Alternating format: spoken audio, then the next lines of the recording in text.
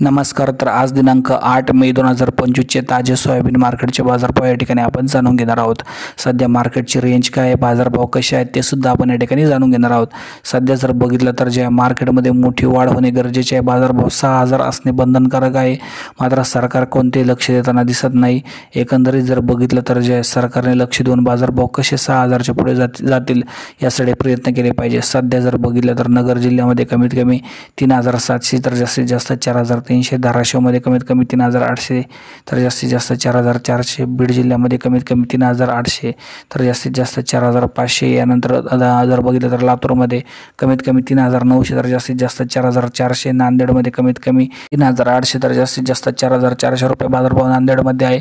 यानंतर जर बघितलं तर परभणीमध्ये कमीत कमी 3,700 तर जास्तीत जास्त 4,400, उदगीरमध्ये कमीत कमी 3,800 तर जास्तीत जास्त 4,500 रुपयापर्यंत मार्केट या ठिकाणी आपल्याला पाहायला मिळत आहे. धन्यवाद सर्वांचे. आपण हा व्हिडिओ शेवटपर्यंत बघितल्या.